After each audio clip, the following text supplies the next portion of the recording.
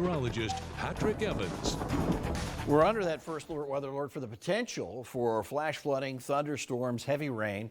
We've experienced the flash flooding this morning already. You're looking out at a very moisture-laden Classic Club. Today's probably not the day you want to go out on the golf course for a couple reasons. Wet, and that makes it tougher on the golf course too, but also chance of lightning. And the highest number of people struck by lightning in the country are golfers, because you're driving around with a set of lightning rods essentially in your golf bag. So you might want to avoid that at least today. Still have a flash flood warning for the Box Canyon area just adjacent to the Coachella Valley, and roads down there got washed out by heavy rain early this morning when flash flood watch remains in effect for everybody else. We were under a warning until 6:30 for the entire valley, and there's still areas of street flooding, so be cautious out there. The water can get deep, doesn't drain all that well. First alert, weather alert, because of the potential for more storms throughout this afternoon and evening.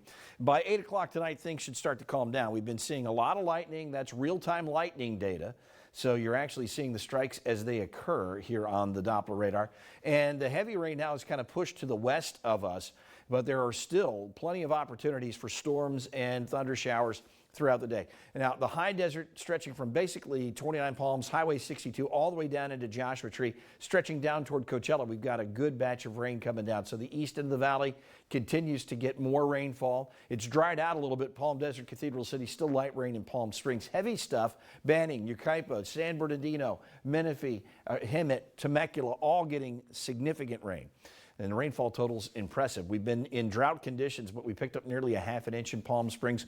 We'll get to the half-inch mark pretty soon. And likely over a half an inch has fallen up at Cathedral Canyon. We'll update these numbers, but these are the fresh numbers that we're looking at. Here in Thousand Palms, over a third of an inch fell early this morning, and it's still been light rainfall in the vicinity. Now, that rainfall is going to be a potential throughout the day. An area of low pressure sliding through is going to keep the atmosphere very unstable, and the water vapor, well, there's plenty of that moisture available to help create the rainfall and the thunderstorms. It's this little upper level low working its way through, and it again is helping to pull the atmosphere up. A lot of lift there. That creates instability at the surface. That's where we got those thunderstorms of today. Temperatures right now in the mid-70s. We're headed to the 90s today. It's going to be sticky and humid. Here's your Comfort Air 7-day forecast. We dry out by tomorrow, even later tonight, and then another chance of showers appears as we head into the weekend, Friday and Saturday. We get back on track with temperatures near seasonal norms for the most of the rest of the week.